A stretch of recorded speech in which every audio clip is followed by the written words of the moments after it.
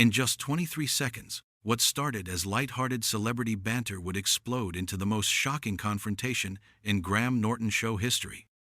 Those 23 seconds saw Prince Harry's carefully constructed public persona completely unravel as Norton pushed him beyond his breaking point, triggering a meltdown that would leave the studio audience in stunned silence and the Duke of Sussex storming off, set in a fit of rage. The Red Sofa had hosted countless A-listers over the years, but none had ever imploded quite like this. Graham Norton adjusted his trademark purple shirt and flashed his disarming smile as the cameras rolled for what everyone expected to be another evening of gentle ribbing and promotional charm. Prince Harry sat positioned at the far end of the famous red sofa, his posture already noticeably tense despite the show having barely begun. The audience's excited murmur filled the BBC studio as Norton launched into his opening monologue, completely unaware that within minutes his guest would be unleashing a torrent of accusations that would leave even the seasoned host speechless. "So, Harry," Norton began with his characteristic Irish lilt, "you've been keeping quite busy lately with all your various projects." The slight pause before projects wasn't lost on anyone in the studio, and certainly not on Harry, whose jaw visibly tightened. "Tell us about this new venture you're working on." Harry shifted uncomfortably, his media-trained smile appearing forced.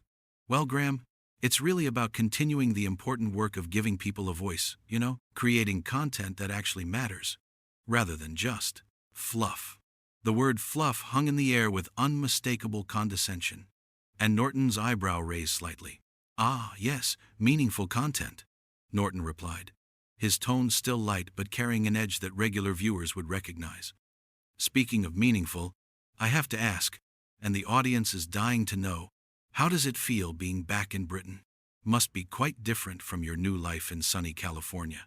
The question seemed innocent enough, but Harry's response was immediate and defensive. "Look, I think there's been a lot of misunderstanding about our decision to step back. The media here has been absolutely relentless, and frankly, some of the coverage has been disgraceful." Norton leaned forward slightly, sensing an opening. "But surely you expected some scrutiny. I mean, you are talking about stepping away from royal duties while still, shall we say, capitalizing on the royal brand." The studio fell noticeably quieter. Harry's face flushed slightly, and his hands gripped the armrest of the sofa. "Capitalizing? We're using our platform to make a positive difference in the world, something I'm not sure everyone in this room would understand." "Oh, we understand perfectly," Norton shot back, his Irish charm now tinged with steel. "Multi-million-pound deals with streaming services, all books, magazine covers. It's quite the business model you've developed." Harry's media training began to crack. "You know what, Graham? This is exactly the problem. Instead of focusing on the actual work we're doing, mental health advocacy, supporting veterans, all anyone wants to talk about is money and drama." Norton tilted his head with mock concern. "But Harry, you're the one who put the drama out there. The interviews, the book, the constant, revelations about your family. You can't serve it up and then complain when people want seconds, can you?" The audience was completely silent now, sensing the shift from playful banter to something much more serious. Harry's composure was visibly slipping. "That's incredibly unfair. We've been trying to tell our truth, and every time we do, we get attacked for it." "Your truth," Norton repeated, emphasizing each word. "That's an interesting phrase, because the thing about truth is, it's usually just truth, isn't it? Not your truth or my truth, just what actually happened." Harry's voice rose slightly. "Are you seriously questioning my honesty right now?" Norton spread his hands innocently. "I'm just wondering about the contradictions, Harry. You say you want privacy, but then you do interviews about the most private family moments. You say you want to be independent, but the independence seems to involve talking about the very family you claim drove you away." "This is unbelievable," Harry muttered, but loud enough for the microphones to catch. His leg was now bouncing with agitation. Norton pressed on, clearly sensing his guest's discomfort. "And then there's the timing of everything. Your grandfather's funeral, your father's coronation. Always seems to be some drama or statement, right when the family's trying to focus on something else." Harry's face was now noticeably red. "You have absolutely no idea what we've been through. The racism, the death threats, the complete lack of support from the institution. But Harry, Norton interrupted smoothly. If it was so terrible, why keep talking about it? Why not just move on? Live your California life and let everyone else get on with theirs. The question hit like a bomb. Harry stared at Norton for a long moment, his breathing visibly quickening. The studio audience was completely transfixed, sensing they were witnessing something unprecedented. Because, Harry said, his voice tight with barely controlled anger, some of us actually care about accountability. Some of us think the public deserves to know the truth about what goes on behind palace walls. Norton's smile became razor sharp. Accountability? Is that what we're calling it? Because from where I'm sitting, it looks more like revenge. The word hung in the air like a challenge. Harry's hands were now clenched into fists on the sofa, and something dangerous flickered in his eyes. The temperature in the studio seemed to drop several degrees as everyone realized they were witnessing the build-up to something explosive. Norton had just crossed a line that no one had dared cross before, and Prince Harry was about to show exactly what happened when someone pushed the spare air too far. Harry's voice, when it came, was barely controlled fury wrapped in royal breeding. Revenge? He laughed, but there was nothing humorous about the sound. You think this is about revenge? You sitting there in your cozy BBC studio, making millions off other people's pain and trauma, and you want to lecture me about motives? The personal attack caught Norton off guard, but only for a moment. Years of handling difficult celebrities had prepared him for this. Harry, I think you might want to take a breath here. Don't you dare tell me to take a breath, Harry snapped, his voice rising to a level that made the studio technicians glance nervously at each other. You know what's rich?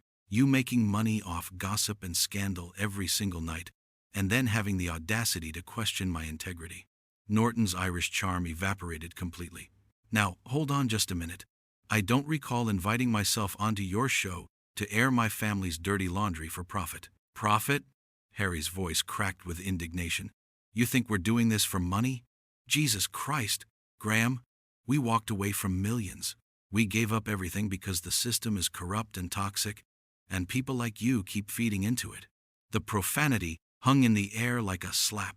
Norton's producers were frantically signaling from behind the cameras, but there was no stopping this runaway train now. Norton leaned back slightly, but his expression hardened. People like me? Norton's Irish accent became more pronounced, a sign that his own temper was rising. I'm not the one who spent years accepting the privileges of royal life and then decided to burn it all down when things got difficult. Harry shot to his feet so quickly that the audience gasped.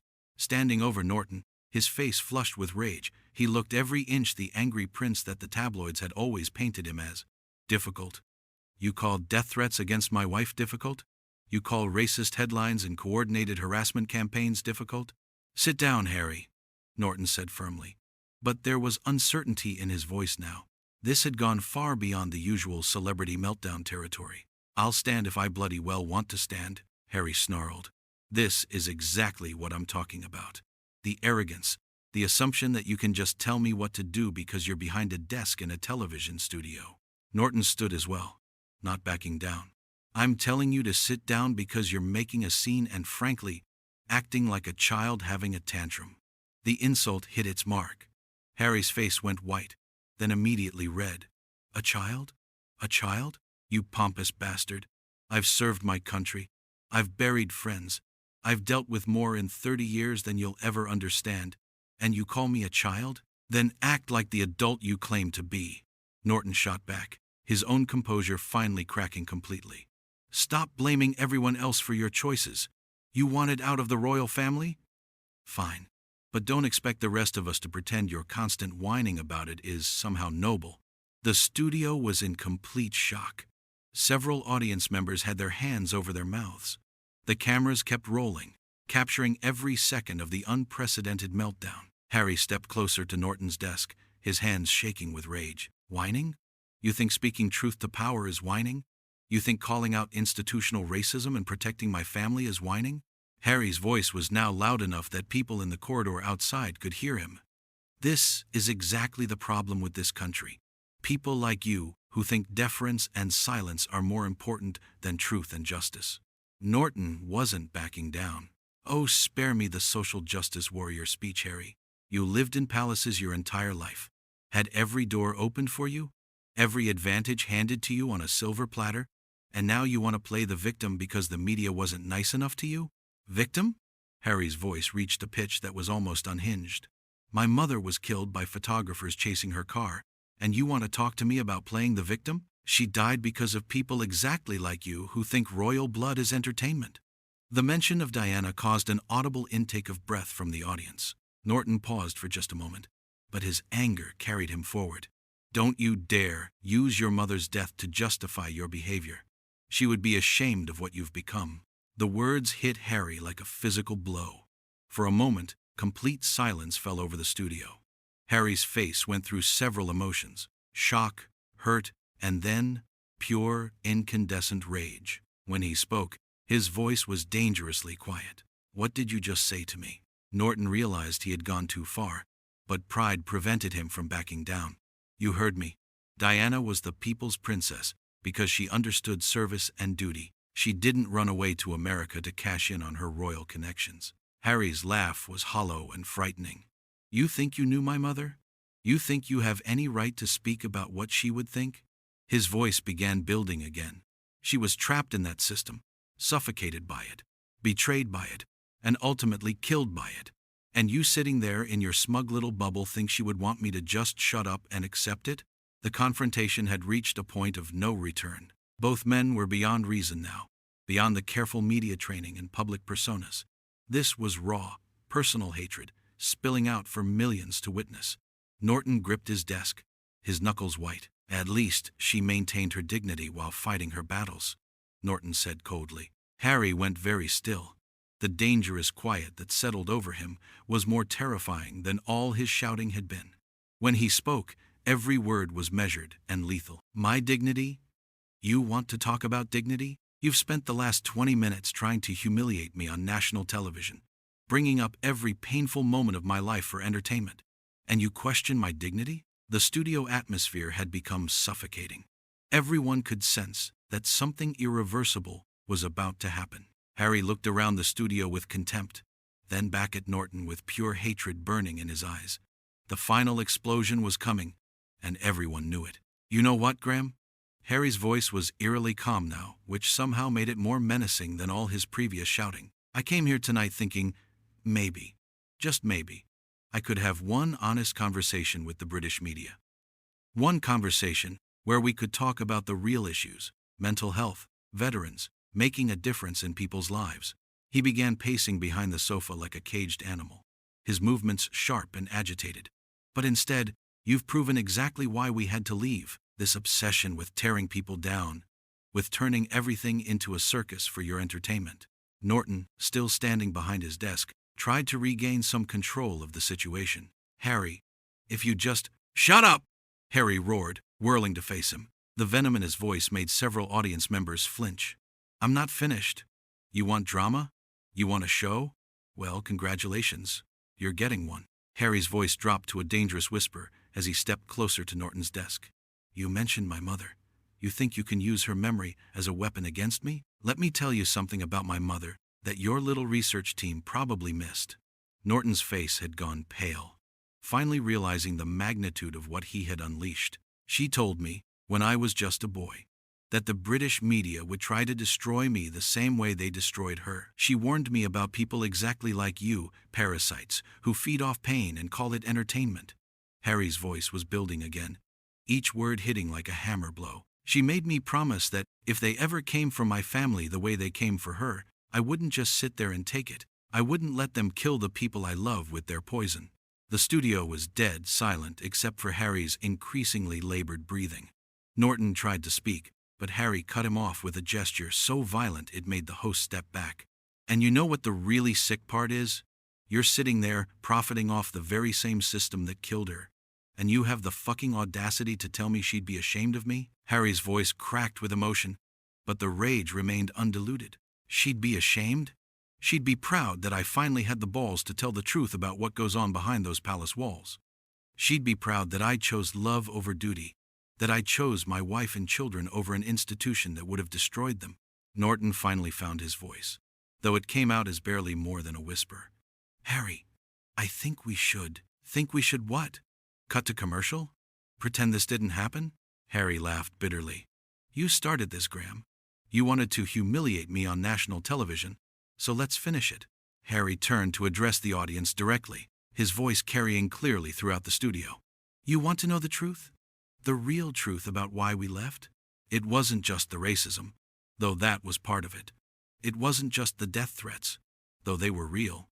His voice became more controlled but somehow more devastating.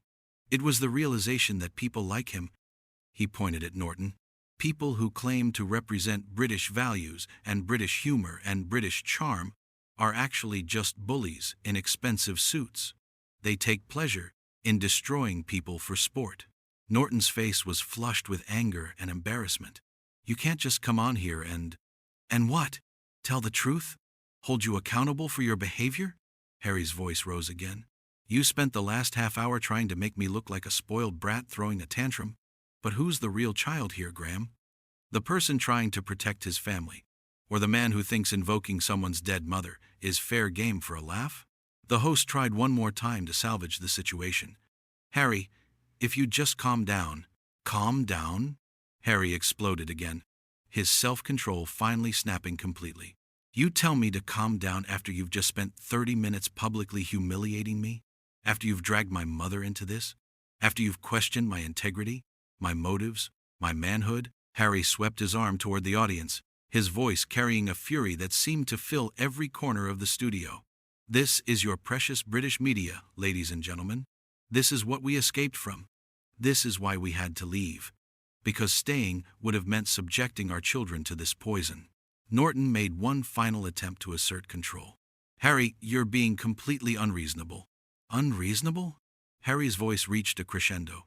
"I'll show you. Unreasonable." Without warning, Harry grabbed his wireless microphone pack and hurled it to the floor, where it shattered with a sharp crack that echoed through the studio. The audience gasped, several people audibly crying out in shock. "I'm done," Harry declared, his voice carrying absolute finality. "I'm done with this show, I'm done with this interview, and I'm done with pretending that any of you deserve an ounce of respect." He began striding toward the studio exit, but turned back for one final devastating salvo. "You know what the difference is between you and me, Graham? I actually care about something beyond my own entertainment value. I actually try to make the world better instead of just profiting off other people's misery." Norton, finally finding some backbone, called after him. "Running away again, Harry? Just like you always do when things get tough?" Harry stopped dead in his tracks. The silence that followed was so complete that the hum of the studio lights seemed deafening. Slowly, deliberately, he turned around. "Running away?" His voice was now deadly quiet. "I served 2 tours in Afghanistan while you were sitting in this studio making jokes. I've worked with wounded veterans, with children who've lost parents, with people who actually suffer. What have you done except mock people from behind a desk?" Norton's face was now red with his own anger. "I've entertained millions of people." "Entertained?" Harry laughed, a sound devoid of any humor. "Is that what you call this? Entertainment? You're a pathetic little man who gets his kicks from tearing down people better than him." With that, Harry turned on his heel and strode toward the exit. But he wasn't finished. At the studio door, he turned back one final time, addressing not Norton, but the cameras directly. "This is why we left Britain. This is the toxicity we had to escape. And to anyone watching who wonders why we chose love over duty, family over tradition, this is your answer. This is what staying would have cost us." His voice carried one last note of finality. "Goodbye, Graham. Enjoy your ratings." And with that, Prince Harry walked out of the studio, leaving behind a shell-shocked audience, a speechless host, and footage that would dominate headlines for weeks to come. The heavy studio door slammed shut behind him with a finality that seemed to echo through the entire building. Norton stood alone at his desk, the weight of what had just transpired settling over him. The audience sat in stunned silence, unsure whether to applaud, boo, or simply sit in shocked contemplation of what they had just witnessed. The cameras kept rolling, capturing every second of the aftermath. The empty red sofa, Norton's pale face, the scattered pieces of Harry's microphone pack on the studio floor. What had started as a routine celebrity interview had become the most explosive television moment in recent memory, and everyone in that studio knew they had witnessed something that would be talked about for years to come. The show that was supposed to showcase British charm and wit had instead revealed the ugly underbelly of media culture, and Prince Harry had made sure everyone saw it in all its devastating clarity.